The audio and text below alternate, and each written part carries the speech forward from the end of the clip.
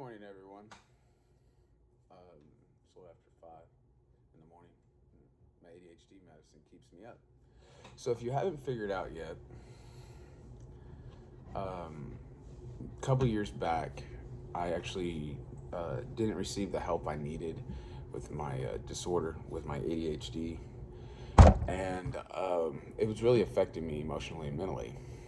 That I couldn't get help here, and I couldn't get anybody to actually listen to me. I truly did seek out people outside of Harrison and got help. Then I've also been taught to be a psychologist, but that's okay. I can't prove that, so it doesn't matter. Um, the reason for these videos is um,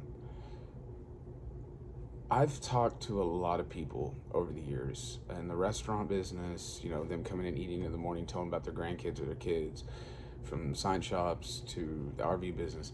I keep hearing about how they have these loved ones that they're losing, right? To drugs and all this other stuff.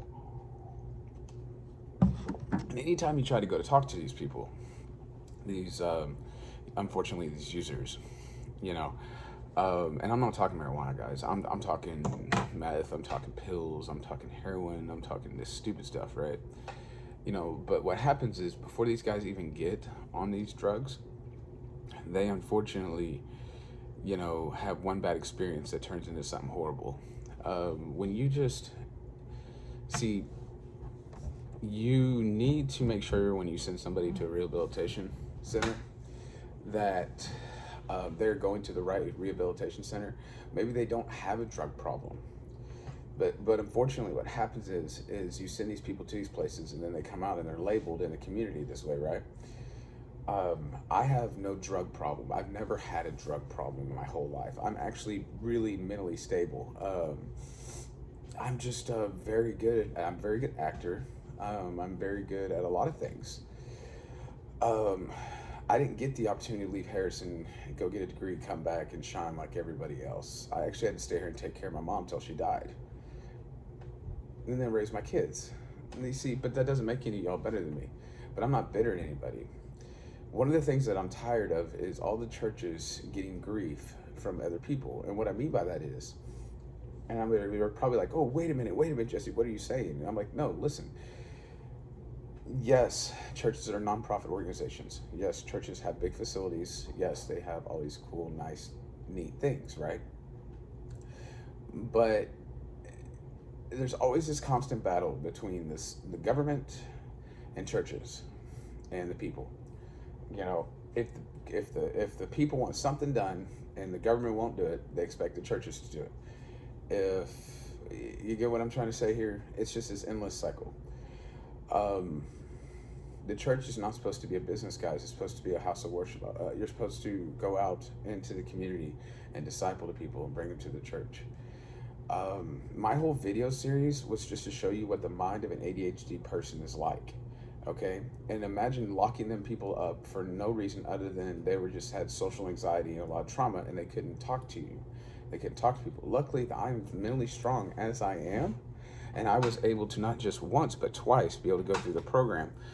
The only reason I had problems the first time is unfortunately I got a shot in my spine because I was flopping around because I woke up, didn't know where I was. Um,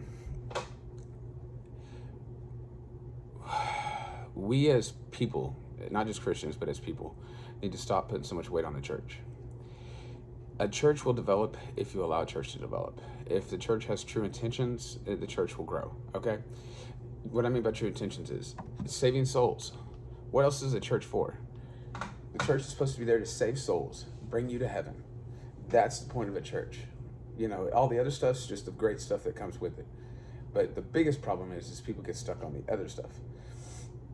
Another belief that I have is that law enforcement should never, and I mean never, have a place in the church. Now, we have elders in the church. They can even be police officers.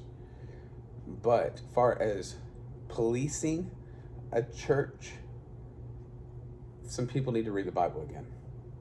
That's all I got to say on that one.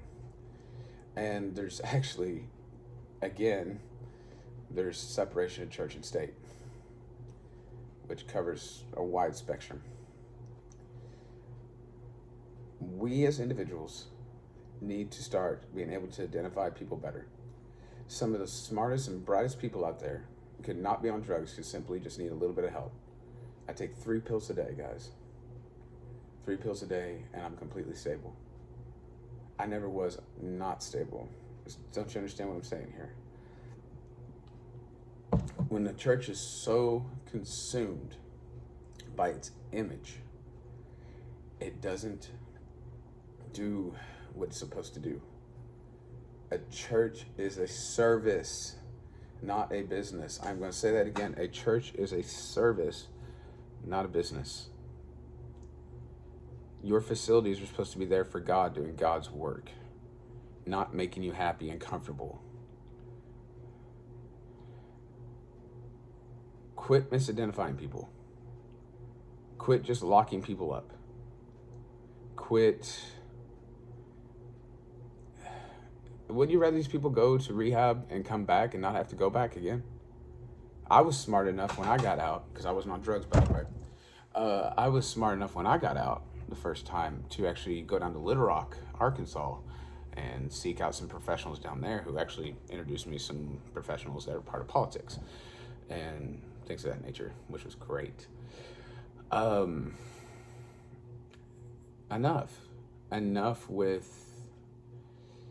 Enough with the church being a business.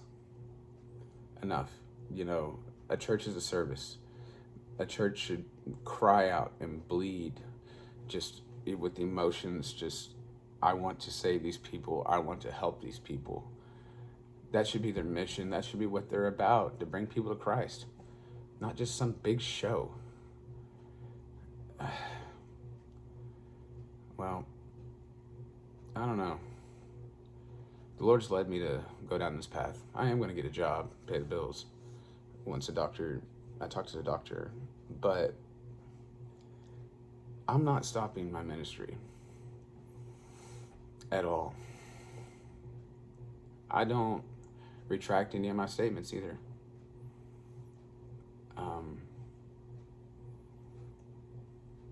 A church needs to go back to being about the people and not about the business. Because the moment a church becomes a business, the church is dead. And I pray for people's souls. You are robbing the future generation of the joy of Christ by running your church as a business. Think about that. Next board meeting you have, next elder meeting you have, pastoral meeting you have. Are we really doing this for the right reasons? Are we doing this so we can drive nice cars and have a nice house? Because people like me will do it for free and work a job and take all the money that they were getting and put it towards a good program like saving more people, saving more souls. Because that's what a pastor should be about. And that's what some people wanted to stop me from saying. Grow up. Be a service, not a business. Churches are to lead people to Christ, to lead children to Christ, to save lost souls. They are not there to make you feel big and powerful. Because remember, guys, true power comes from the soul, not the wallet.